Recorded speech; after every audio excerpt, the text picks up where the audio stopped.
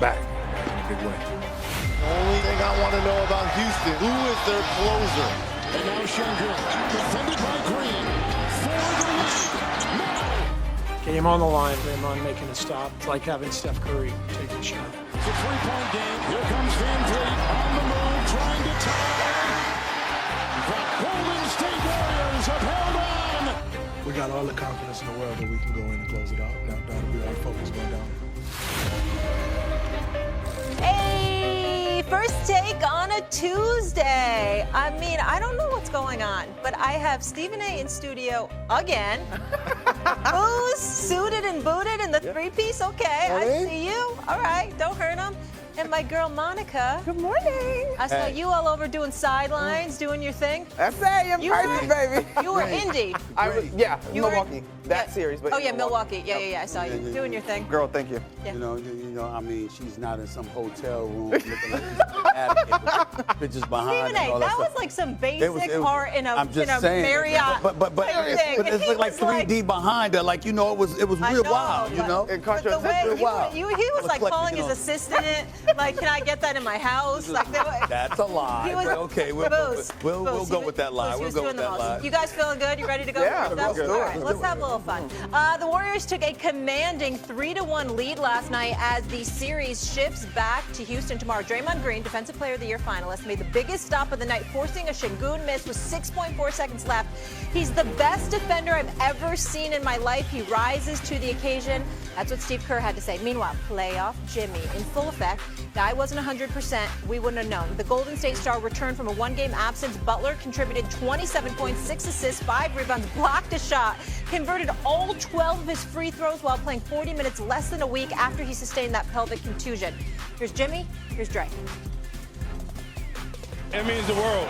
I die for these guys, for real. It's so fun. I got my joy back, as some would say. But more than anything, it's always good to win. Let me go, man. Go back there. What are you going to do? Nothing on national TV. We've been here for many years and still feeling like we have a chance, but not quite there and need a little boost. And our ownership group made a $20 million commitment for us to get that boost.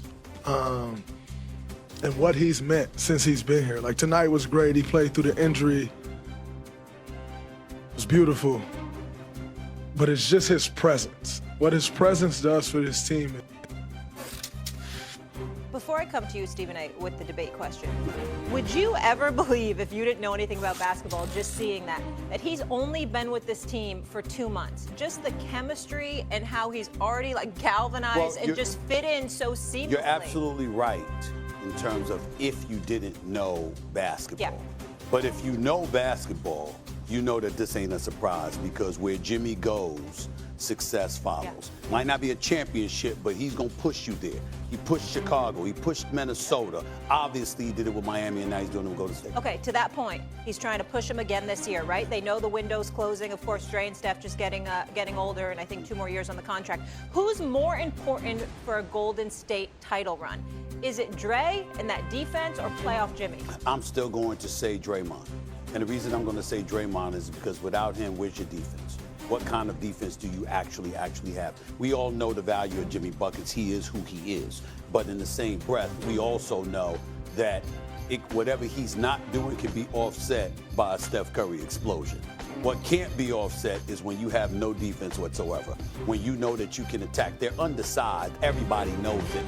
You know that. But going up against Draymond Green, obviously that's going to have a profound impact in terms of how effective he is. When he is effective, he makes game-changing plays on the defensive side of the ball, which gives you more bites at the apple offensively, and that's why I say him.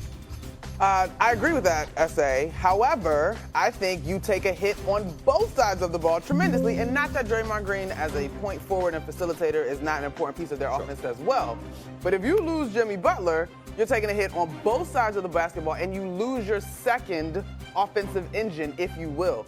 And frankly, prior to this trade, this team was spinning its wheels. They were doing nothing. Like, Jimmy Butler has literally opened up this window and this opportunity for them to contend for a title. So for me, it's Jimmy. Yeah, I agree with both you guys are saying. You guys are both right, but for me, it's Jimmy Butler. I think that what Draymond brings to the table, like you think about yesterday, just outstanding one-on-one defense against Şengün, only gave up 6 points against him one-on-one. But Jimmy's 27 points, his aura, they believe in him. You see the interview right there. They're galvanized around him already. He brings a different vibe into that locker room. Defensively, where's Jalen Green been? He's been shut down. Offensively, he gives you 27 to 30 points, and he's not even 100% healthy right now. He's still doing that against a really good defensive Houston team. Well, I'm going to say this. I'm glad you brought up Jalen Green. Yeah, the camera's right there. Do you not recognize that you're an NBA player? Do you not recognize that you're supposed to be the face of the Houston Rockets franchise? 7 points in one game, 9 points in another. I'm looking at him last night, 8 points in this game. The one game where he had 38 points is when Jimmy Butler went down early and got hurt. My God.